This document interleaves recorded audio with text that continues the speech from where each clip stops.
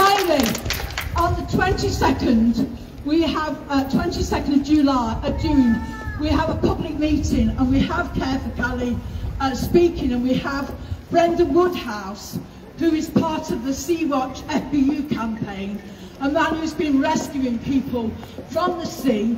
I urge you to come along to that meeting. We need to have a plan.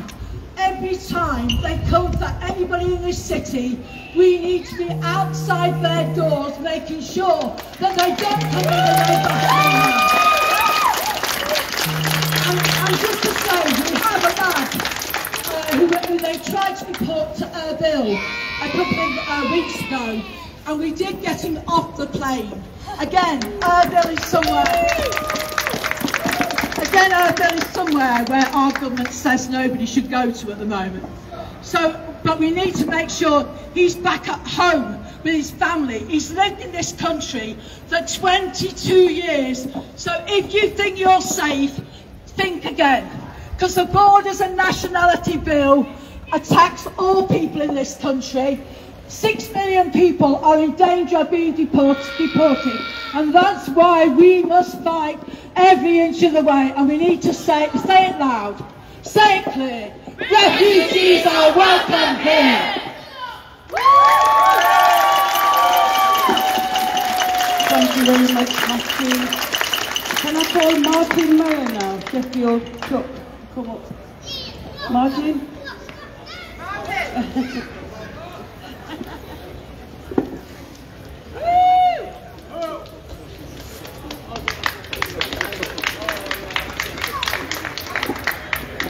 Just to tell you, Sally's just shown me they are blocking the deportation centres at the moment to try and stop the planes.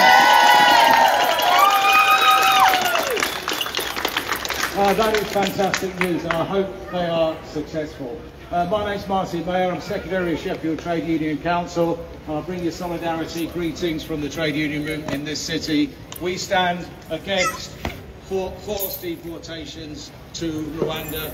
We stand for equality, we stand for justice, and we stand unanimously against racism, because this is what this policy is all about. I'm pleased to tell you that at the weekend, all the trade union councils in the country were at a conference where we unanimously agreed a statement opposing the forced transportation of refugees to Rwanda. I'm pleased to tell you too that the TUC stands firmly against deportations to Rwanda, and all of the major unions have issued statements to say that too. Why the trade union movement interested in this issue is because we stand for justice, we stand for what's right, we stand for humanity, and we stand four square against racism, because this is the next stage of the hostile environment, taking one new leap into a despicable reign which is now highly questionable under international law. You know, in that court case on Friday, there was a representative there, a legal representative from the United Nations, telling the judge that this is illegal under international law, under the Geneva Convention. He spoke about why refugees have the right, the internationally agreed right, to seek refuge in another country, and when they get there, they have a right to be assessed and be allowed to stay if they have the right criteria of what they've been through in their home country. The judge ignored the United Nations legal representative. The judge said that, on the contrary, it's in the public interest that the Home Secretary gets her way. Well, I say it's in the public interest that the Home Secretary does not get her way. It's in the public interest that this country remains within international law. It's in our public interest that we have a country that stands up for humanity and justice and says no to racism. A country that should be protecting those who come from afar, suffering from persecution, fleeing war, fleeing destitution, and we should be able to give them a safe haven in this country, the 5th wealthiest country in the world. If we can't, which country can? I wanted to use the word transportation for what's being used here. We've talked about forced removal of people to Rwanda. I want to use the word transportation because the trade union movement knows a lot about transportation. Right at the beginning of the trade union movement, we had trade unionists deported to Australia. They were transported to Australia. They were taken against their will. They were forced to move, to get out of this country. They weren't wanted. They were being persecuted. It was called transportation. Do you know there's another transportation in more recent history? When the Nazi regime rounded up Jews and transported them to horrible, horrible concentration camps. That was the way they decided to get rid of a type of immigrant, a type of foreign person that they weren't prepared to accept. Well, I know this country is not sending people to death camps, but you know there is a parallel. When we start transporting people who have come here to these shores seeking refuge, and instead of treating them with humanity, listening to their case, seeing if we can help them, we're in effect taking away their freedom. We're imprisoning them. We're detaining them in some of the most inhuman detention centres in Western Europe. We're then forcing them against their will to a country far away, Rwanda. I'll tell you something about Rwanda. It's a very small landlocked country in Africa which has never really recovered from the shocking genocide that happened so many decades ago. We've never had a proper democratic government there. There has always been human rights questions about Rwanda. So recently that the British government actually signed up to a condemnation of Rwanda as little as a year ago. And we were even accepting refugees from Rwanda only a year ago. They don't care that this is a country with a shocking human rights record. They're playing to the racist card. When a right-wing government's under attack, they ramp up the volume on racism. It's a long old story, but this government is under further attack. And we're seeing an economy that is actually crashing before our eyes, devastating the lives of ordinary working people. And so let's ramp up racism. Let's use the refugees as yet another scapegoat to divert people's attention. Well, I say in the trade union movement, we're joining with all of you and saying, we're not prepared to accept that. There's one race, the human race. We stand for humanity, we stand for justice, and we'll stand together and force this government to stop its inhumane policies, which are dragging down the whole international image of this country, breaking international law. We will not be moved. We will stand by these refugees. And thank you for coming tonight. Thank you very much, Martin. Thank you. Can I call Karen Lee from Carecroft College to come up now?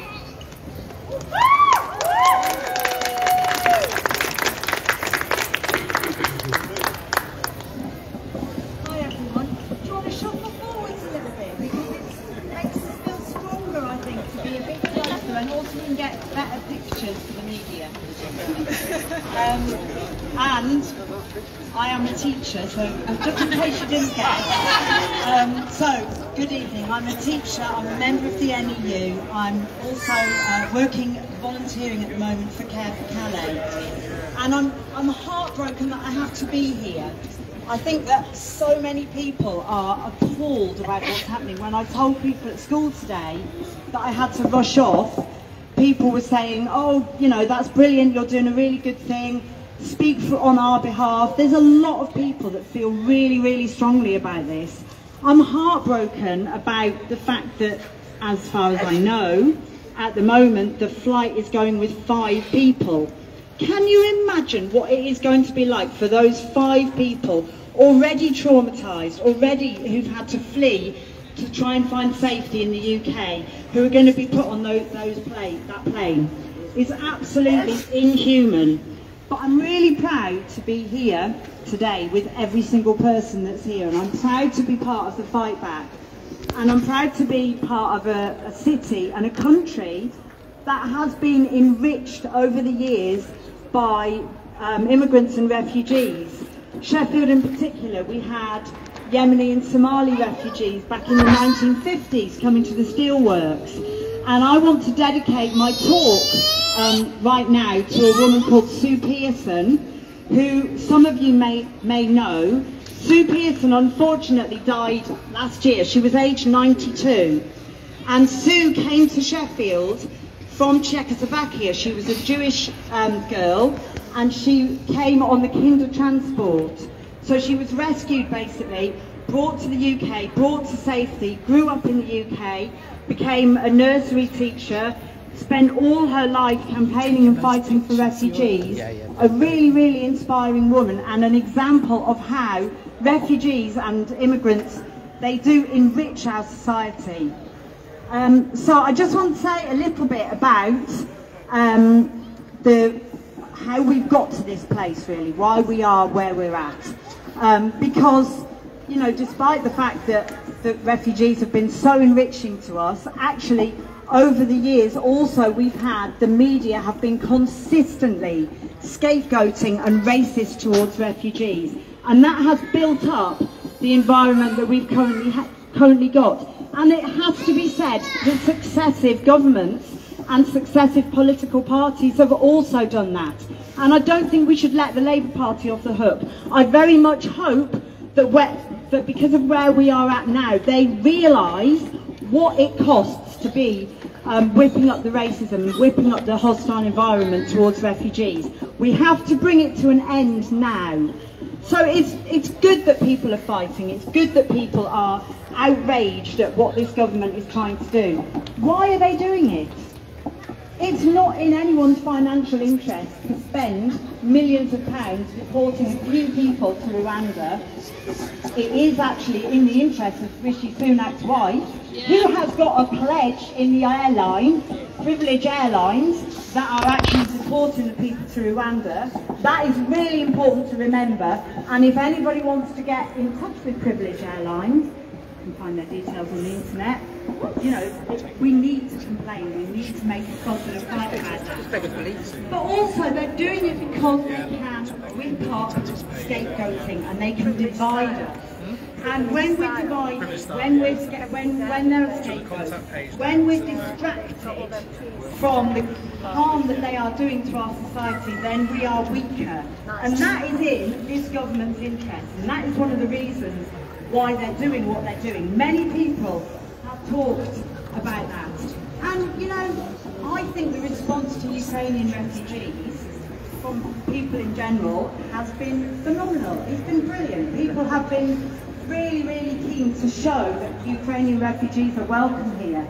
We need to have exactly the same level of openness to refugees from the Middle East, to refugees from Africa, to refugees who are coming to this country from any other country where there are human rights abuses. Not just countries where people are white. Because let's face it, that is what it's about. A lot of this is about racist scapegoating, and we should not be standing for it.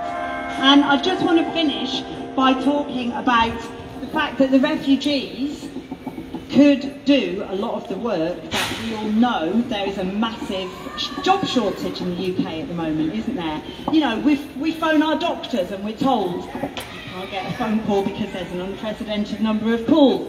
People can't get on the planes that they've booked to go on their holidays because there aren't enough airport staff. People can't get fed properly in restaurants or pubs because there aren't enough hospitality staff. It's absolute madness to be deporting people when actually we've got a skills shortage, we've got a job shortage in the UK. We need to give those people jobs and to make them feel welcome. Just the weird.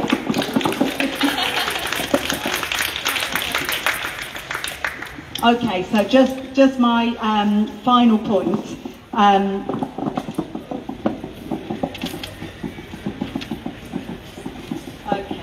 So, just to finish off, basically, we've got to stop this government. We've got to stop them. I know that massive efforts are being taking place as we speak, really, that people like Care for Calais, Freedom from Torture are working really, really hard to stop this flight from happening, and that will carry on. And after this, even if we're successful, we've got to keep the fight up, because it's time that we turned around the hostile environment. We don't want a hostile environment. We want a welcoming environment for everyone to come to this country. So just to finish, say it loud, say it clear. Refugees are welcome here. Say it clear. Refugees are welcome here. Thank you very much, Karen. I'd like to invite the Health and High now, to raise herself to come up next.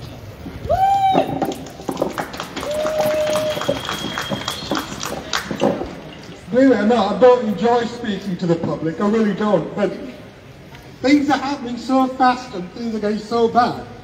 We're all coming out speaking, and we need to talk to our neighbours, to our families even. We've got to make sure they understand what is really going on. And only this week we learned all the anti-immigration or immigration laws this country has been passing from 1951 have been geared to make sure brown and black faces don't make it here. That's the truth, and that was exposed only this week. Why it's taken that long for us to understand that, I really don't know.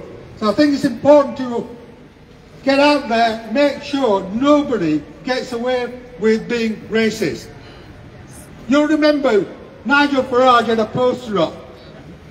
When he thought Turkey was going to, or had us believe Turkey was going to join the EU, he had a poster up. 70 million people were suddenly going to turn up. They wouldn't fit in. They don't share our values. That's the nature of what has been going on since the 1951, all the immigration laws we've had up to date, and that includes Labour, the Tories. They were all at it. So it falls to us to make sure that we turn this around. What we've seen in response to this Rwanda escapade, we saw yesterday in Peckham. The border force turned up to drag somebody's neighbour away, to deport him. And guess what? Peckham turned up and made sure it didn't happen. And I think that's the nature of us. We stand with each other because we believe in better. And we are going to build back better. And we're going to do that by getting rid of these Tories. Priti Patel's got to go. Boris Johnson's got to go. And for us to actually tell them what we should be expecting. And how do we do that? We in Sheffield need to build ourselves a haven. That's what's going to count. Every city needs to stand up for itself and stand up for its citizens. Every city. Don't look to national government just now. We're the ones who count, and we will make sure we make ourselves heard. And so, please, on such short notice, somebody turned up. And I think we will do it again and again and again. And can I thank Stand Up to Racism? Not least because they've been doing it for decades. And don't be fooled into thinking that this is going to be all over and done with when the next election comes. No. It will be here, and it's here for the long term. If it's been here for the last 400 years, which it has, then why should it suddenly disappear? Because we've got a general election coming up. It is not disappearing. Stand up for yourself, stand up for your neighbours, stand up for me.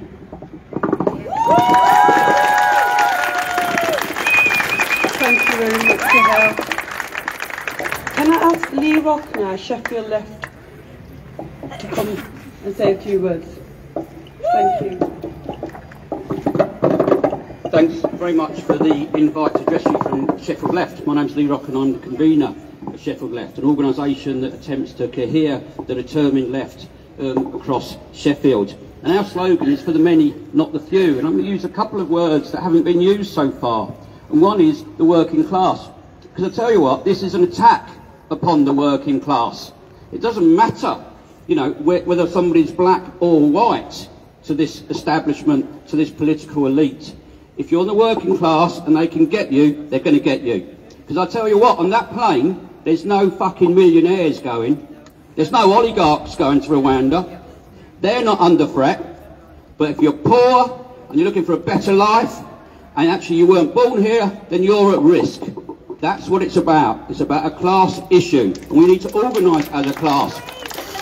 And as one of the previous speakers alluded to, it serves the interests of the Tories, the whole political establishment, the political elite, to divide the working class between those who live here, those who deserve to stay here, and the others.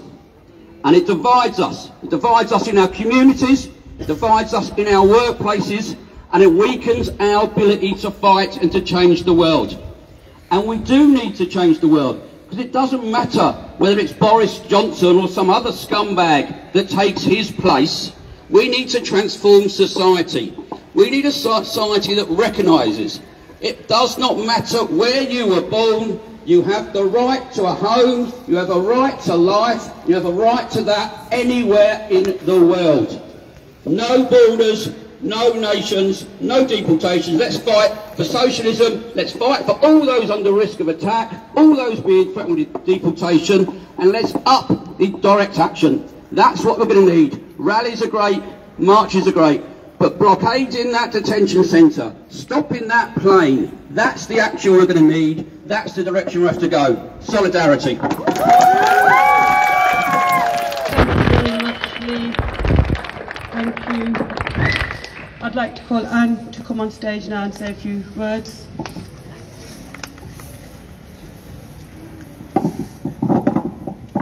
Hi everyone. I want to start by saying how unbearably angry I am with this government, and I'm sure all of you who have come to this emergency protest have exactly the same feelings as I do. I am completely disgusted with this horrible, evil and inhuman plan to send refugees who are fleeing horrible conditions in war-torn countries, who have made treacherous journeys to get here, to what they thought would be safety. Sending refugees like this to a place like Rwanda. The people of Ukraine are also facing horrible conditions in war-torn countries. They have been welcomed with open arms, and this government have even paid people £350 to house these refugees in their homes. I would love to ask the government, what is the difference between these refugees and the refugees being sent to Rwanda? I think we all know the answer to that. And on top of this, the High Court have ruled that these deportations aren't illegal. How can it be legal to treat other people, other human beings, in such an atrocious and despicable way? Not to mention the inconceivable amount of taxpayers' money that's been wasted on this flight, which is contributing to climate change and destroying the planet on which we all live.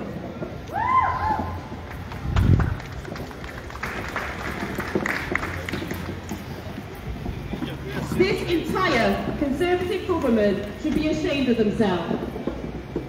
Priti Patel, shame on you.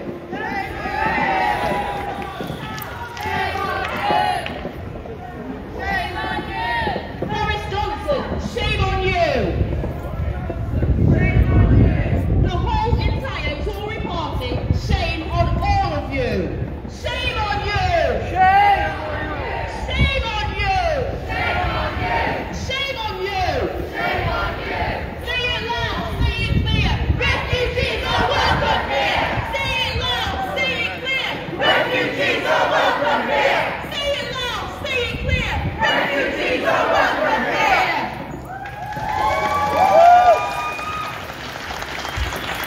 Thank you so much.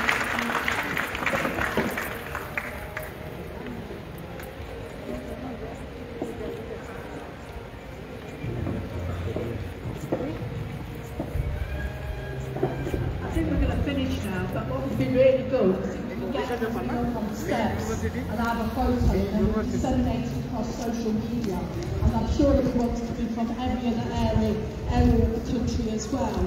So if we could do that, but also just to say that it's right, it's not just about demonstrations. When they come for our friends and our comrades and our brothers and sisters from different parts around the world, we want to blockade those streets and stop the deportations from taking place. Just like they did in Peckham, just like they did in Kenmure Street in Glasgow, we need to stop those deportations. So thank you for coming tonight. And definitely come up to the steps and let's have a picture taken. And perhaps the Samba Band could do us a little bit of that thing at the end as well. Dad.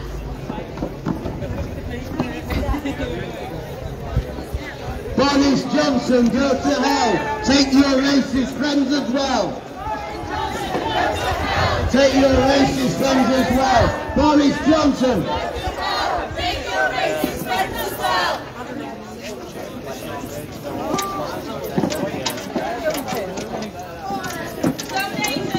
No deportations! No borders! No nations! No deportations! No borders! No nations! No deportations! Go in the picture. Can everybody get in the picture? Come on. Can you all go stand in the picture? Just put the placards in.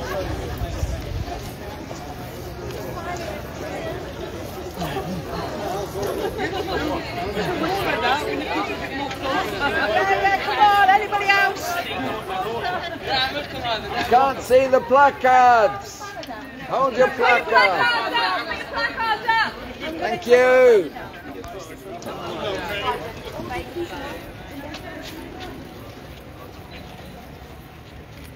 We'll cut and paste the photographers in later.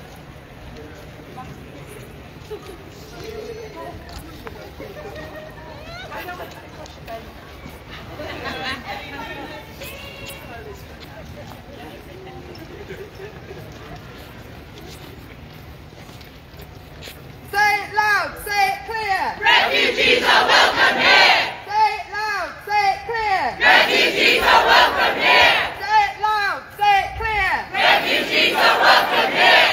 Boris Johnson, go to hell. Take your racist friends as well. Boris Johnson, go to hell. Take your racist friends as well.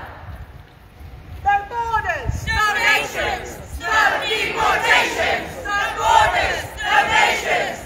No deportations! Thank you.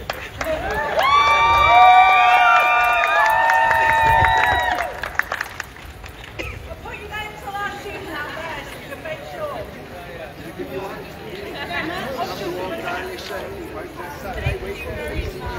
जी साथियों यहाँ आज बहुत बड़ा एहतजाज था।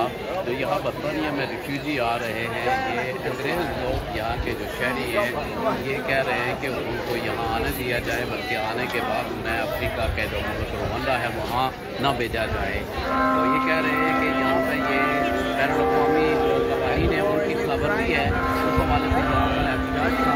Jammu Kashmir TV ने आप live वो सारे मनाज़िर दिखाए, क्योंकि हम हमेशा जम्मू कश्मीर TV का एक मौक़िफ़ रहा है कि हम बेआवाज़ों की आवाज़ हैं।